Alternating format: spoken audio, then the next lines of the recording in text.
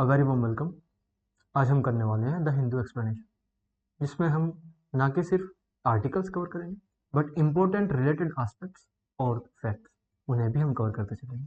Because UPSC के aspirant को सिर्फ आर्टिकल्स की ही नॉलेज ना हो बट रिलेटेड एस्पेक्ट्स का ज़्यादातर, जो कि यूपीएससी का डायनेमिज्म फॉलो कर रहा है आजकल ट्रेंड, उसको कवर करते हुए चले। हम कोशिश करेंगे कि आपको बेहतर से बेहतर कंटेंट प्रोवाइड किया जाए, प्रिसाइज और परफेक्ट नॉलेज दी जाए। So let's continue.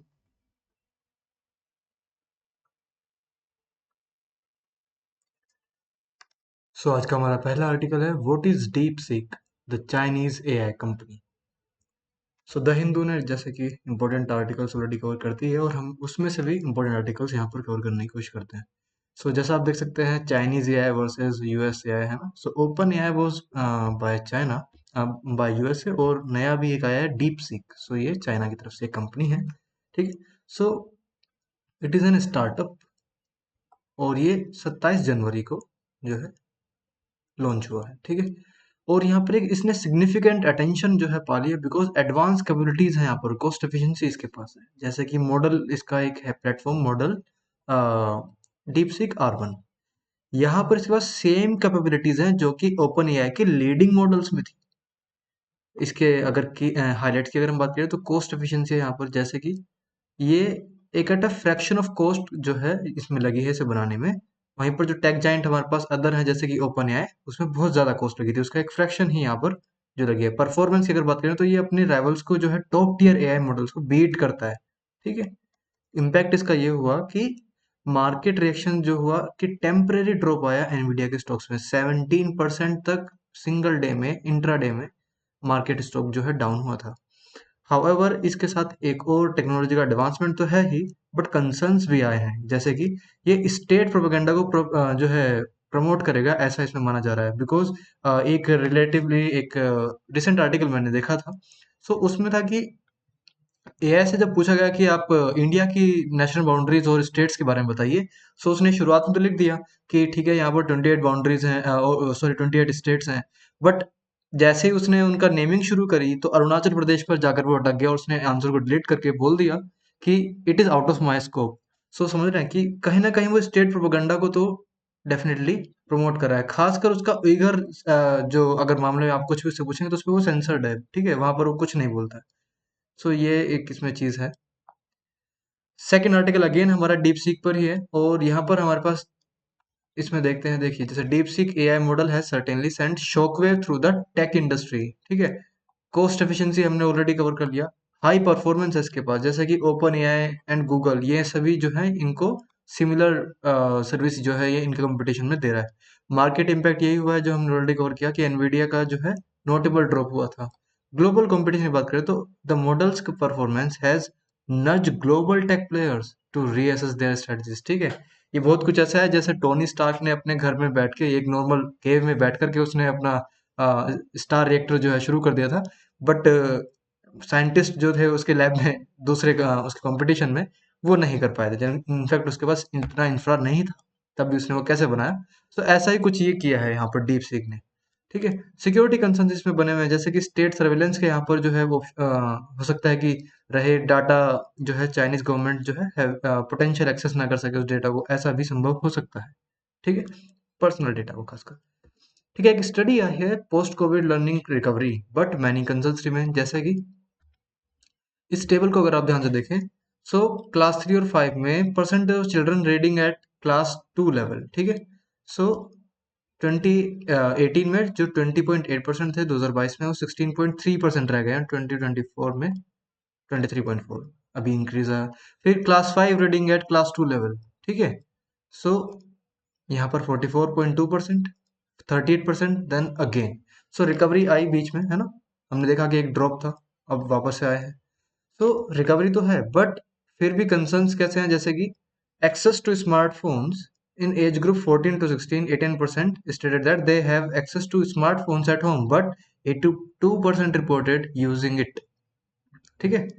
So 31.4% of those reported there is a smartphone at home on it, ठीक है। सो सिर्फ 31% पर ही जो है मोबाइल फोन है। When it comes to access safety features on phones, phone boys awareness of safety features was higher than girls. ठीक है। सो गर्ल्स में सेफ्टी फीचर्स की जो अवेयरनेस है वो कम है। 62% न्यू हाउ टू ब्लॉक और report a profile. 55.2% only knew how to make a profile private, and only 57.7% knew how to change a password. जो कि एक बहुत बड़ा कंसर्न है कि रिकवरी तो आ रही है स्टेट्स में, बट फिर भी एक कहीं ना कहीं सेटिस्फैक्ट्री वहां पर आउटपुट नहीं आ पा रहा है। अभी देखिए, अगर बात की जाए इसको इन डेप्थ स्टडी की, सो ये है कि एक रीडिंग और अर्थमेटिक में हमने देखा है there has been a modest improvement in reading and arithmetic skills among school students, many are still lagging behind. ठीक है। सो ये एक बड़ा कंसर्न है आज के समय पर। जब से कोविड आया था उसके बाद से बच्चों का जो रीडिंग और अर्थमेटिक है दोनों ही बहुत बिगड़ गए हैं। गवर्नमेंट और प्राइवेट स्कूल की अगर कंपैरिजन करें यहाँ पर, so government schools have shown a larger recovery in learning levels compare to private schools. ठीक है। डिजिटल लिटरेसी अगर बात की जाए, there has been a notable rise in digital literacy with more students having access to smartphones. However, the use of these devices for educational purpose remains limited. Smartphone का जो access तो बढ़ गया, but in education purpose वो फिर भी limited ही है कहीं ना कहीं। हाई गैप्स हैं जो हैं वो अभी भी बरकरार हैं, जैसे कि significant portion of students still struggle to basic literacy and numeracy skills. ठीक है। वेरिएबिलिटी अमंग स्टेट्स, स्टेट्स में अलग अलग जो है वेरिएबिलिटी हमें जो है दिख रही है। ठीक है। कहीं पर ज़्यादा एक्सेस है, कहीं पर कम है। सो एक्सेस टू स्मार्टफोन, एक लास्ट टॉपिक जो हमारा है वो ये है कि एक्सेस टू स्मार्टफोन अगर है भी बच्चों के पास, सो वो हमने ऑलरेडी कवर कर लिया कि 14 टू 16 में हमारे पास 89% जो चिल्ड्रन है उन्होंने बोला कि हमारे पास स्मार्टफोन है, बट सिर्फ 82% उनमें से भी बोल रहे हैं कि हम उसे यूज कर पाते हैं। नेक्स्ट हमारा आर्टिकल है Waqf panel asks government to bring in new law to protect tribal lands. ठीक है।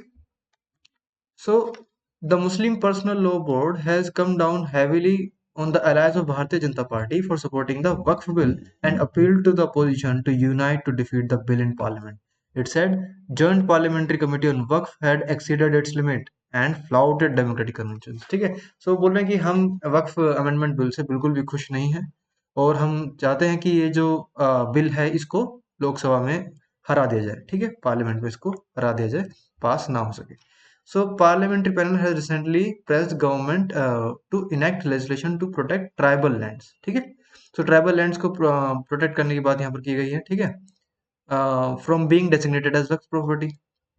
ठीक है। सो न्यूमरस केसेस इसमें ऑलरेडी यहाँ पर हैं, जैसे कि इंस्टांसेस है जहाँ पर ट्राइबल लैंड्स जो है वक्फ प्रॉपर्टी डिक्लेयर कर दी गई थी, जिससे कि मेजर थ्रेट हुआ कल्चरल माइनॉरिटीज को खासकर।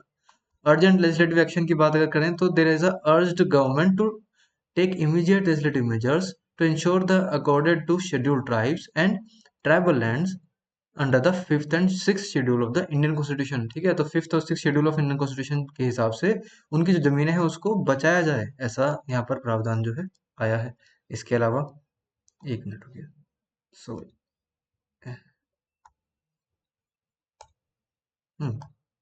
देयर वाज सम एरर, या।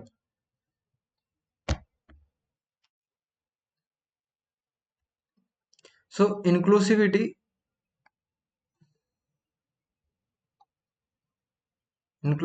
and diversity. Interestingly, the proposed amendments also include provisions to make Waqf boards more inclusive by allowing non-Muslim members, which is believed to promote inclusivity। और वक्फ board में अगर non Muslim members अगर रख दिए जाएंगे सो उससे कहीं ना कहीं मुस्लिम जो कम्युनिटी है वो नाखुश है ना। Concerns over process. ठीक है। Opposition over concerns over process ये हैं कि अपोजिशन एमपी जो है ये क्रिटिकल है इस शॉर्ट नोटिस को। वो बोले कि सिर्फ 655 पेज के लिए जो ड्राफ्ट आपने दी है उसमें जो आप समय दे रहे हो तो बहुत कम है। ठीक है। हम इसको समझ ही नहीं पाएंगे, बहुत चीजें हमसे छूट जाएंगी, प्रॉपर एनालिसिस करना है हमें, डिस्कशंस करने हैं जो कि चैलेंजिंग हो जाएंगे कंस्ट्रक्शंस के अंदर। सो यहाँ पर एक ये कॉम्प्लेक्स सिचुएशन बन के आई है जिससे प्लेंटिव स्टेक होल्डर्स और perspectives are coming into play. ठीक है। नेक्स्ट हमारा आर्टिकल है, I don't know why this is popping again and again. There must be something I'm missing. Hmm. So ISRO set for a historic 100th launch from Sriharikota. ठीक है। सो इसरो का 100th launch होने वाला है, नाम रहेगा क्या? GSLV F-15। ठीक है। Will lift off early hours of Wednesday. ठीक है। It already did. So SLV E10 had taken place in August 1979। ठीक है। So it was from there when this ISRO sites Harikota have started launching satellites, ठीक है। So features like a good launch azimuth corridor, nearness to the equator, and large uninhabited area have made Sriharikota ideal location. So हम सभी satellites जो श्रीहरिकोटा से ही क्यों launch करते हैं? Because there are conditions जैसे कि azimuth corridor, nearness to the equator and large uninhabited area, ठीक है। ऐसी कंडीशंस हमारे लिए जरूरी होती है अगर हम कहीं भी एक लॉन्च साइट जो है बनाना चाहते हैं, ठीक है। सो सतीश धवन स्पेस सेंटर से जो है ये लॉन्चिंग की गई है। रॉकेट का नाम है GSLV F-15 सैटेलाइट। इसमें NVS-02 will be part of regional navigation system naive IC, है ना। टाइम होने वाला है 6:23 AM IST। लीडरशिप अगर बात की जाए so is under the ISRO's new chairman doctor V Narayanan. So हमारे नए चेयरमैन कौन है? Doctor V Narayanan. सिग्निफिकेंस इसकी यही होगी, the first launch of the year and a major milestone showing India's space capabilities, ठीक है। सो ये हमारी जो कैपेबिलिटीज है स्पेस टेक्नोलॉजी में उसको दर्शा रहा है, ठीक है। ऑर्बिट की अगर बात करें तो successfully it was placed NVS-02 into a Jio synchronous orbit, ठीक है। तो हमारे पास कितने तरह के ऑर्बिट होते हैं? एक होता है जियो सिंक्रोनस और एक होता है पोलर ऑर्बिट, है ना। सो हमने देखा ना दो तरह के व्हीकल होते हैं, GSLV जियो सिंक्रोनस लॉन्च व्हीकल और एक होता है PSLV polar synchronous launch vehicle, ठीक है। सो ये चीजें हमारे यहाँ पर हैं। इम्पैक्ट इससे ये होगा कि NVS-02 satellite will enhance navigation services for various sectors including transportation and defence. अब यहाँ पर ये जो वर्ड है ट्रांसपोर्टेशन एंड डिफेंस, ऑलरेडी समझ जाइए कि कहीं ना कहीं इस स्पेस मिशन को हम डिफेंस पर्पज के लिए लॉन्च कर रहे हैं, ठीक है। Replace regular table salt with lower sodium salt substitutes that contain potassium, ठीक है। सो हमें WHO ने बोला है कि ऐसे सोल्ट सब्स्टिट्यूट ज्यादा यूज कीजिए जहां पर पोटेशियम ज्यादा हो सोडियम कम हो, because the WHO recently released a new set of guidelines to reduce global sodium intake, ठीक है। ग्लोबल सोडियम इंटेक को घटाने की कोशिश की जा रही है। Sodium reduction, lower sodium salt substitutes aim to help reduce sodium intake and therefore lower the risk of hypertension जैसे बीमारियां से बचाएगा, रिलेटेड कार्डियोवास्कुलर डिजीजेस, ठीक है। दिल और दिमाग दोनों पर ही ये एक्सेस सोडियम जो है असर डालता है। सो उससे बचाने के लिए यहाँ पर पोटेशियम के बेनिफिट्स लिए जाएंगे और इसीलिए पोटेशियम का substitute will replace some of the sodium chloride in regular salt with potassium chloride which can help lower blood pressure, ठीक है। सो पोटेशियम अगर इनटेक हम बढ़ाते हैं as a substitute in the regular salt, so वहां पर हमें blood pressure की जो है लोअर चांसेस रहेंगे, ठीक है। बिकॉज वहां पर वो हमें हेल्प करेगा हमारे ब्लड प्रेशर को लो करने में। टारगेट ऑडियंस कौन होने वाली है यहाँ पर? रिकमेंडेशन अटेंडेड फॉर एडल्ट्स, ठीक है, but exclude pregnant women because उनके लिए सही नहीं है। चिल्ड्रन के लिए सही नहीं है। इंडिविजुअल्स विद किडनी इंपेयरमेंट्स उनके लिए भी ये सही नहीं है, ठीक है। इम्पैक्ट इससे क्या होगा? Reducing sodium intake can significantly decrease the incidence of non communicable diseases like chronic kidney disease and cardiovascular disease, ठीक है। सो चाहे किडनी की डिजीज हो या फिर कार्डियोवास्कुलर या फिर हार्ट की डिजीज हो, दोनों में ये हेल्प करेगी, ठीक है। सो एक नई स्टडी आई है जिसने बताया कि निकोबारीज जो है कहाँ से आए थे, ठीक है, और ये आइलैंड में कब आए थे। सो ओरिजिन की अगर बात की जाए तो researchers found ancestral ties between the Nicobarese people and the Htin Mal community from the Laos Thailand region, ठीक है। सो हमारे अंडमान निकोबार में जो ये कम्युनिटी रहती है निकोबारी खासकर कम्युनिटी की हम बात करें यहाँ पर, सो वो कहाँ से आए हैं? लाओस थाईलैंड रीजन से आए हैं, ठीक है। माइग्रेशन की टाइमलाइन की बात करें तो it was around 5000 years ago, ठीक है। Earlier studies had estimated the migration to occurred 11,500 years ago, ठीक है। सो डिफरेंट स्टडीज हैं, जैसे कि एक ने बोला कि 5000 ईयर्स अगो आए थे और वहीं पर एक दूसरी स्टडी जो है वो बोल रही है 11,500 ईयर्स जो है पहले वो निकोबार में आए थे। जेनेटिक हेरिटेज की अगर बात की जाए so have preserved their Austro Asiatic language, ठीक है। अब ये जो ऑस्ट्रो एशियाटिक लैंग्वेज,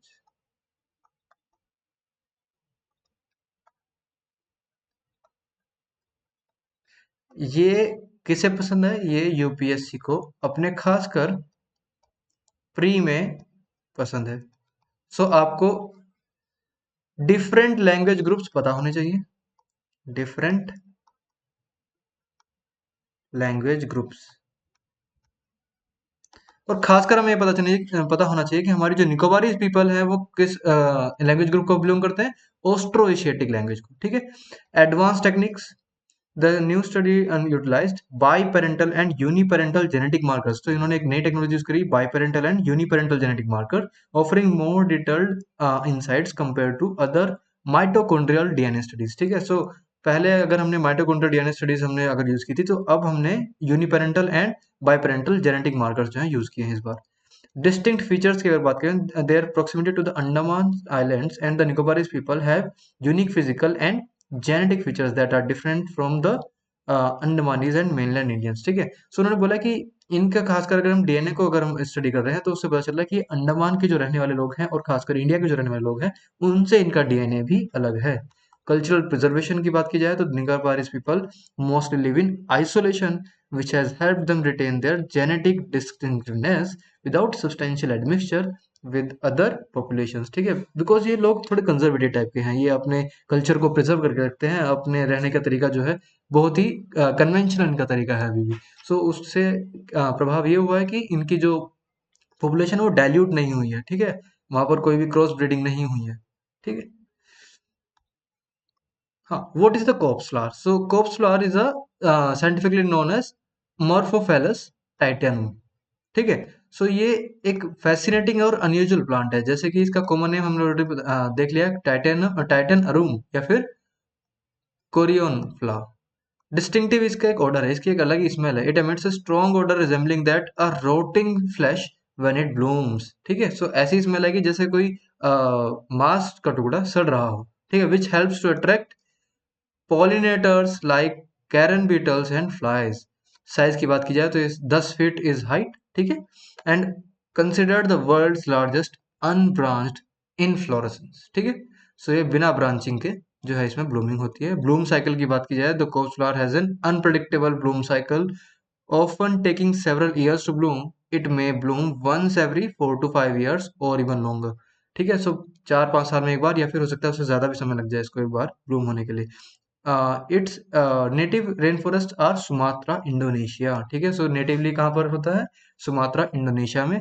हालांकि ये जो इमेज पर्टिकुलर है, ये कोस्ट flower was at the botanical gardens in Sydney Australia. ठीक है, पॉलिनेशन की बात की जाए तो the flowers pungent smell and deep red colour mimic a decomposing animal which helps it attract pollinators that usually feed on dead animals or lay egg in decaying matter। ठीक है, सो ये बहुत कुछ ऐसे बिहेव करेगा जैसे ये एक कोई डेड एनिमल हो। ठीक है, इसकी स्मेल ऐसी रहती है। ठीक है, सो नेक्स्ट आर्टिकल हमारा है माइनिंग पॉलिटिक्स। सो ये माइनिंग पॉलिटिक्स का क्या मतलब है? देखिए, एक बात की जाए तो टंगस्टन के बारे में यहाँ पर बात की जा रही है। Tungsten is a crucial for various industries including defence हो, चाहे एरोस्पेस हो, इलेक्ट्रॉनिक्स हो, सभी में जो है क्लीन एनर्जी के लिए भी टंगस्टन का इस्तेमाल हम जो है करते हैं।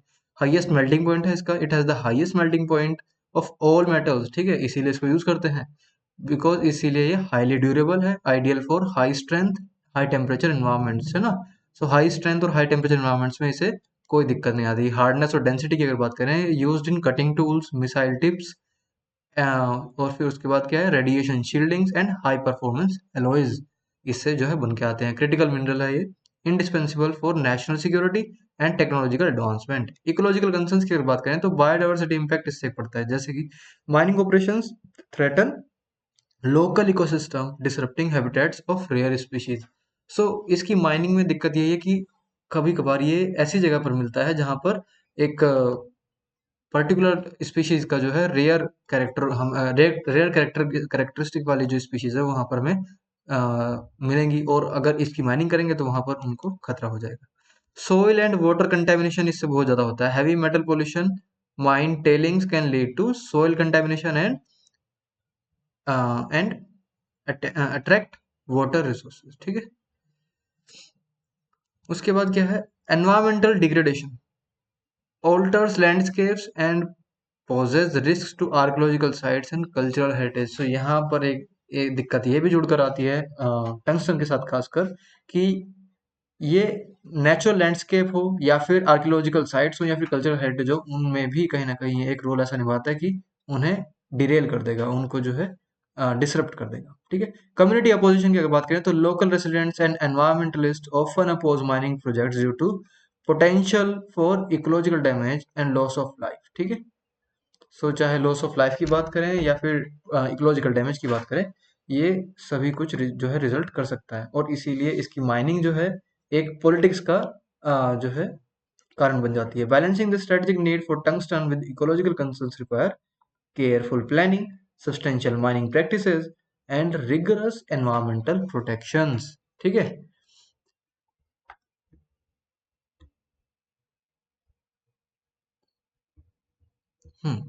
अ केस ऑफ ट्रबल्ड वाटर्स। ठीक है। सो आंध्र प्रदेश में गोदावरी बनकचेरला प्रोजेक्ट है, और इसके ऊपर एक जो है कंटेंशन बना हुआ है। ठीक है। प्रोजेक्ट की डिटेल की अगर हम बात करें, सो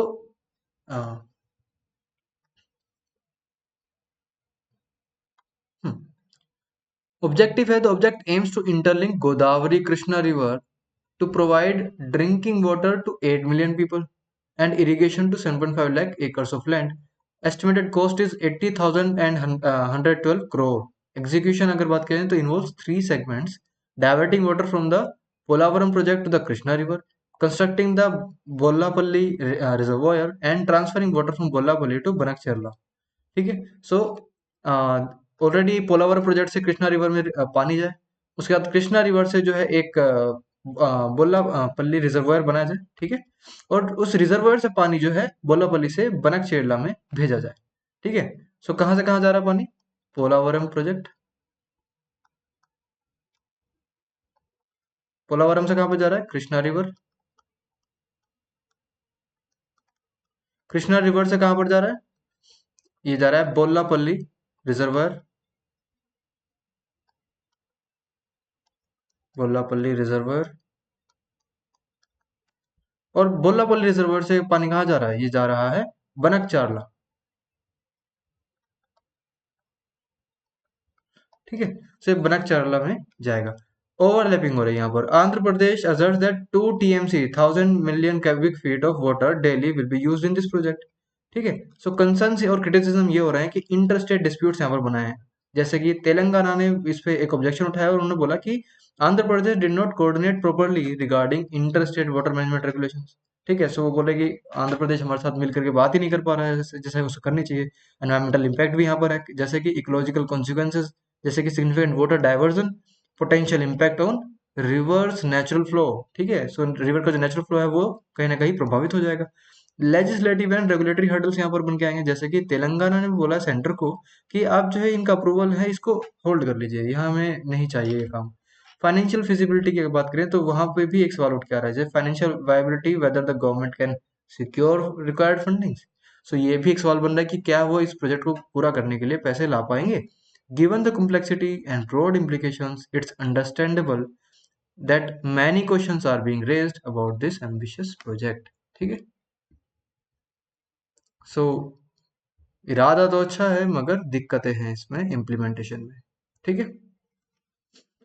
एक इसमें कवर करना है हमें कि जब क्या हमारे पास कोई ऐसी बॉडी है जो इंटरस्टेट रिवर वाटर डिस्प्यूट्स को जो मैनेज करे। सो हाँ, section 3 of the inter state river water disputes 1956। ठीक है। सो तेलंगाना और जो हमारे आंध्र प्रदेश की जो गवर्नमेंट है आपस में इसी के हिसाब से जो है आपस में बातें कर रही हैं। ठीक है। बिकॉज हमें पता है ना, आंध्र प्रदेश वॉज रिओर्गनाइज इन 2014, है ना। आंध्र प्रदेश का रिओर्गनाइजेशन कब हुआ था? 2014 में हुआ था, और दो हिस्सों में बट गया था, आंध्र प्रदेश और तेलंगाना, है ना। So Telangana is above Andhra Pradesh, just for knowledge. ठीक है। The impact of classifying de notified tribes. ठीक है। सो ever since Criminal Tribes Act of 1924 was repealed in August 1949, after which communities notified as criminal had been denotified, successive commissions have tried to classify these communities। ठीक है। सो 1924 में जब criminal tribes act of 1924 जो repeal कर दिया गया था हमारे अगस्त 1949 में, उसके बाद से जो कम्युनिटी जिनको भी क्रिमिनल बोल रखा था उन्हें डिनोटिफाई कर दिया गया था। ठीक है। डिनोटिफाई मतलब कि उन्हें ट्राइब्स के पार्ट से ही निकाल दिया गया। So community activists across UP, Haryana, Uttar Pradesh, or Gujarat are pushing hard to question the premise of classifying these communities as SC, ST, and OBC altogether with an eye on reservation. While ANSI, TRIs have completed the anthropogenic study, this report remains with a special committee headed by the vice chairperson of the NITI Aayog. ठीक है. और अगर ये day notification जो है हट जाए और इनको दोबारा से नोटिफाई कर दिया जाए तो इसका इम्पैक्ट क्या होगा? Now that almost all denotified nomadic and semi-nomadic tribes are closer to being classified than ever before. One impact has been political. Community activists across UP, Haryana, Madhya Pradesh are pushing hard, है ना? Within the Development and Welfare Board for denotified nomadic and semi-nomadic communities, there are two strands of thoughts. One calls for the completion of classification process to all denotified nomadic and semi-nomadic tribes and get benefits meant for them as per the classification SC, ST, and OBC, including that of reservation. है ना? अब एक बार यहाँ पर देख लेते हैं हमारे जो क्रिस्प नोट हमने जो तैयार किए हैं. ठीक है. सो हिस्टोरिकल बैकग्राउंड हमने ऑलरेडी कवर कर लिया. ठीक है. वो पहले क्रिमिनल थे, अब उनको फिर डिनोटिफाई कर दिया गया था. कॉम्प्रिहेंसिव स्टडी एक जो है की है एएनएसआई ने या फिर एंथ्रोपोलॉजिकल सर्वे ऑफ इंडिया ने और ट्राइबल रिसर्च इंस्टीट्यूट टीआरआई ने. ठीक है. जो कि कंप्लीट किया है, क्लासिफाई किया उन्होंने 268 denotified semi nomadic and nomadic tribes को. पहली बार देश में ऐसा हुआ. इससे क्या होगा? रिजर्वेशन वेलफेयर मिलेंगे, जैसे कि इंक्लूजन हो जाएगा इनका एससी एसटी ओबीसी लिस्ट में. जैसे कि 179 communities now recommended for inclusion in SC, ST and OBC. ठीक है. सो ये तीन लिस्ट में इनको जो है बांट दिया जाएगा. This helps them access government welfare schemes. ठीक है. स्पेशल अप्रूवल्स यहाँ पर मिलने वाले हैं. Aims to provide reservation benefits, ensure these communities receive rightful benefits. Social justice इससे डिलीवर हो जाएगी, जैसे कि रेक्टिफाइंग हिस्टोरिकल इनजस्टिसेस. ठीक है. जो इनको अधिकार नहीं दिया जा रहा था आज तक, अब वो इन्हें मिलेगा. लीगल रिकग्निशन इन्हें मिल जाएगा, जैसे कि provides legal recognition and identity, making it easier for them to claim their rights and benefits. Challenges यहाँ पर भी हैं, जैसे कि अनट्रेसेबल कम्युनिटीज हैं, जैसे कि 63 communities identified in the study could not be traced, indicating they might have assimilated into large communities और माइग्रेटेड. ठीक है. सो कहीं ना कहीं ये डेटा जो है मिसलीडिंग भी हो सकता है, या फिर कहीं ना कहीं इसमें डेटा में डेफिशिएंसी है. क्लासिफिकेशन डिस्प्यूट्स भी यहाँ पर आ रहे हैं, जैसे कि कैसे डिबेट्स इस पे चल रही हैं कि इनको एससी में रखा जाए, एसटी में रखा जाए, किसी कैटेगरी में इन पे रखा जाए या ना रखा जाए. वो भी यहाँ पर एक जो है क्लासिफिकेशन की वजह से कंसर्न बना हुआ है. The classification is a significant step towards ensuring justice and equitable access to resources और for this historically marginalised communities. ठीक है. सो इन कम्युनिटीज को जो इनका अधिकार नहीं मिल रहा था, अब इन्हें वो दिया जाए, ऐसी ये कोशिश यहाँ पर अब की जा रही है. ठीक है. और ये अगर बात करें इस डायग्राम की, तो सॉरी इस फोटो की, तो यहाँ पर फोटो में मेंबर्स ऑफ द आदि ट्राइब इन सियांग अरुणाचल प्रदेश. ठीक है. ये रिसेंट इमेज है एएनआई की तरफ से. ठीक है. Demand for whole spices on the rise. ठीक है. सो एक तो बात है यहाँ पर, कारण क्या है कि होल स्पाइसेस की जो डिमांड है वो बढ़ रही है. एक तो हेल्थ कॉन्शियसनेस बढ़ी है, जैसे पोस्ट पेंडेमिक समय पे consumers are more incline towards healthier and natural ingredients. Whole spices are seen as less processed and believe to retain more of the natural benefits. फिर दूसरा है ग्रोथ इन ब्रांड स्पाइसेस, है ना. With increasing health and hygiene concerns, consumers are gradually shifting towards branded whole spices, है ना. इससे e commerce में boom आया है, जैसे कि there is a rise of e-commerce making it easier for consumers to purchase whole spices online, है ना. Many brands adapted quickly, ensuring a reliable supply of their products through digital platforms. एक innovation को इससे जो है बढ़ावा मिला, जैसे spice industry is continuously innovating products like quick cooking gravies that maintain authenticity of whole spices, है ना. मार्केट डायनेमिक्स की अगर बात करें तो इंडिया में एक्सपेक्ट किया जा रहा है कि it will be growing substantially to 5,13,253 crores by 2033 due to rising demand for both domestic and international markets. तो ये बहुत ही बड़ा नंबर है, और इसीलिए हमारे पास ये जो डायनेमिक्स है ये बहुत ज़रूरी है. खासकर कोरोना के बाद से स्पाइसेस और हेल्थ कॉन्शियस सभी इस देश में अब जो है लोग हो चुके हैं. इसीलिए 2033 तक 5,13,253.9 करोड़ रुपए का मार्केट में जो है ये एक्सपेक्ट किया जा रहा है कि इतनी ग्रोथ हो जाएगी. The shift towards authenticity and minimal processing in food ingredients has increasingly contributed to this upward trend. So second last article आज हमारा है troop battle Rwanda backed rebels as protest erupt in Congo's capital. देखिए मैंने ये topic क्यों cover किया है, because हम यहाँ पर जो भी कर रहे हैं वो यूपीएससी के लिए कर रहे हैं, और यूपीएससी को खासकर अफ्रीकन नेशंस में और साउथ अमेरिकन नेशंस में जो कॉन्फ्लिक्ट्स होते हैं उन्हें कवर करने का बहुत ज़्यादा इच्छा रहती है। सो इसीलिए हमने इसको आज यहाँ पर कवर किया है। जैसे कि डीआरसी या फिर Democratic Republic Congo has escalated significantly with troops battling Rwanda backed M23 rebels. ठीक है, सो कॉन्फ्लिक्ट है ये M23 रिबल्स जो कि रुवांडा के जो है सपोर्ट में है, हैव एडवांस्ड इन गोमा की सिटी इन ईस्टर्न डीआरसी। ठीक है, इन्होंने ईस्टर्न डीआरसी पार्ट में या फिर eastern democratic Republic of Congo में जो है इन्होंने चार्ज कर दिया है। ठीक है, ह्यूमैनिटेरियन क्राइसिस इससे बना है, जैसे कि several humanitarian crisis with thousands of people fleeing their homes, hospitals overwhelmed with the bounded. तो बहुत से लोग चोटिल हो चुके हैं, यहाँ पर जो है अपने घर छोड़कर लोगों को जाना पड़ रहा है, हॉस्पिटल जो है भरे पड़े हैं, ऐसी अभी कंडीशन वहां पर बन रही है।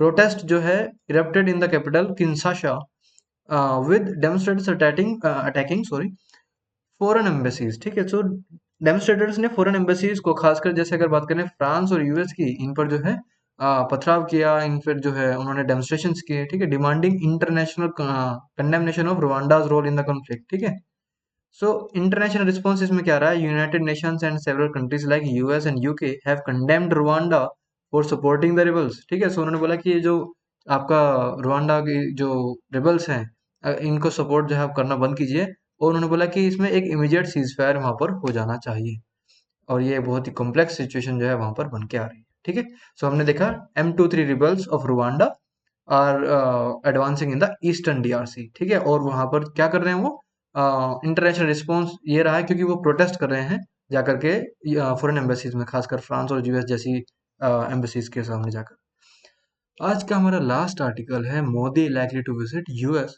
टू डीपन स्ट्रेटेजिक रिलेशंस, जो कि हमने ऑलरेडी हमारे थंबनेल में भी हमने बताया है ना। सो हमने देखा था कैसे डोनाल्ड ट्रंप ने आने से पहले, इस बार इलेक्शन से ही पहले उन्होंने बोल दिया था कि ठीक है मोदी मुझसे मिलने आएंगे, है ना। सो एक तरह से कह सकते हैं कि उन्होंने फ्यूचर जो है प्रेडिक्ट कर लिया था, सॉरी, उन्होंने जो है फ्यूचर प्रेडिक्ट कर लिया था।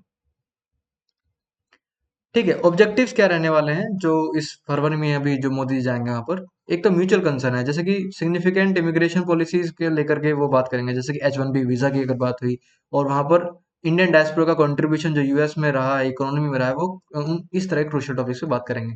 पॉलिसी एडजस्टमेंट की जो है दोनों ही बात करने वाले हैं, are expected to discuss potential adjustment to these policies to benefit bilateral relations, address mutual concerns. Trade relations की भी वहां पे बात होने वाली है, जैसे कि इकोनॉमिक कोऑपरेशन पर वो बात करेंगे। ठीक है, bolster economic ties, focus on increasing bilateral trade and investment. Tariffs and market access, again हमने देखा था अभी कि उन्होंने बोल दिया था ना कि मैं तो सभी ब्रिक्स नेशंस पर 100% तक टैक्स लगा दूंगा, तो अब इसीलिए मोदी जी को तो जाना ही पड़ेगा बात करने के लिए, वरना देश में तो बहुत मुश्किल हो जाएगी, है ना। सो डिस्कस में include reducing tariffs, providing greater market access for goods and services in both countries. अगर आपको नॉलेज में ना हो, सो इस समय India is the only country जहां पर वहाँ के अमेरिका के टॉप लीडिंग जो इंस्टीट्यूशंस हैं वहां पर हमारे इंडियंस ऑफिशियल्स बन के बैठे हुए हैं। तो ये सब भी एक कारण बन जाता है कि हमें वहां पर जाके बात करनी जरूरी है, एल्स हमारी जो एम्प्लॉयमेंट है और हमारे जो फॉरेन हमारे जो रिजर्व्स हैं, ठीक है, उन पर भी इफेक्ट पड़ेगा, और हमारा जो फॉरेन रेम्यूनरेशन है हो सकता है वो भी कम हो जाए। ठीक है, सो डिफेंस कोऑपरेशन की यहाँ बात की जा रही है ना। Modi and Trump are likely to explore avenues for defence collaboration, joint military exercises, defence technology transfers and intelligence sharing. और जैसे हमने देखा था निज्जर केस हुआ है ना, उसके अलावा हमारे पास अ, एक केस और था, है ना। तो ये एक दो केस अभी ऐसे हुए हैं, हमारे पास कनाडा की बात हो, और यूएस में भी हमने जो है हमारे एम्बेसीज के ऊपर और इनफैक्ट हमारी गवर्नमेंट की जो एजेंसीज हैं, सीक्रेट एजेंसीज हैं, उनके ऊपर जो है यूएस और कनाडा दोनों ने ही एलिगेशंस लगा दिए थे कि इन्होंने हमारे देश में आकर के इनकी सिक्योरिटी फोर्सेस ने पर्टिकुलर सिख जो एंटी हमारे प्रो खालिस्तानी लीडर्स हैं उनकी जो है हत्या की है। सो उससे एक अगेन डिप्लोमेटिक ड्रामा जो है बन रखा है इस समय। सो इंडो पैसिफिक स्ट्रेटजी पर ये बात करने वाले हैं, ठीक है। Indo Pacific strategy to ensure a free open inclusive region with a focus on maritime security. Global peace and stability ये जो है एस्टेब्लिश करना चाहते हैं। काउंटर टेररिज्म पे बात करेंगे, इंटरनेशनल ऑर्गेनाइजेशन पे बात करेंगे। जैसे काउंटर टेररिज्म में अगर बात करें तो combating terrorism, ensuring regional security, हमेशा ये बात रहती है। इंटरनेशनल ऑर्गेनाइजेशंस की अगर बात करें तो collaborating in international forums like UN to address global challenges, maintain peace and stability. हालांकि अमेरिका ने तो ऑलरेडी बोल दिया कि मैं तो कहीं भी यूएन में कोई भी अब पार्टिसिपेशन नहीं करूंगा, अपना पैसा और नहीं लगाऊंगा। क्लाइमेट चेंज को एक इंडिया फोकस लेके चलना चाहता है, इसलिए वहाँ कोशिश करेंगे कि वहाँ पर कुछ नए ग्राउंड्स ढूंढ सके इंडिया वहाँ जा करके। ठीक है। सस्टेनेबल डेवलपमेंट और क्लीन एनर्जी इनिशिएटिव्स में कुछ ना कुछ जो है इंडिया वहाँ पर इकट्ठा करा सके। ठीक है। ब्रॉडर इम्प्लीकेशन की अगर बात करें तो जियो पोलिटिकल डायनेमिक्स की अगर बात करें तो चाइनाज इन्फ्लुएंस को जो है अगेन इस रीजन में जो बढ़ती जा रही है उसको टैकल करने की बात भी वो करेंगे। रीजनल अलायंस है जैसे कि strengthening regional plans like players like Japan, Australia and ASEAN countries, है ना। इकोनॉमिक सिग्निफिकेंस इससे क्या है, सप्लाई चेन रेजिलियंस को वो कोशिश करेंगे कि ग्लोबल डिस्रप्शंस जो हैं उनसे बचा जा सके। इन्वेस्टमेंट अपॉर्चुनिटीज ढूंढना चाहते हैं, है ना। चाहे इंफ्रास्ट्रक्चर की बात हो, टेक्नोलॉजी की बात हो, मैन्युफैक्चरिंग सेक्टर्स की बात हो। Cultural people to people ties, diaspora हमारा हमें पता ही है ऑलरेडी, वहाँ का 21% जो एम्प्लॉयमेंट है हाईएस्ट पेइंग वो इंडियंस है वहाँ पर, है ना। एजुकेशनल कोऑपरेशन की बात करें तो expanding educational advance exchanges and collaborations between universities and research institutions, है ना।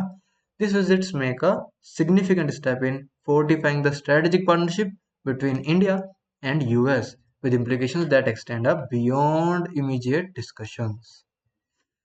दोस्तों इसी के साथ हमारा आज का ये हिंदू एक्सप्लेनेशन कंप्लीट होता है। और आई होप कि आपको सभी टॉपिक्स जो है समझ आए हों, क्रिस्प डेटा आपको मिला हो। और खासकर मैं कोशिश करता हूँ कि ना कि सिर्फ प्री के लिए बट मेंस के लिए भी मैं टॉपिक्स कवर करूँ।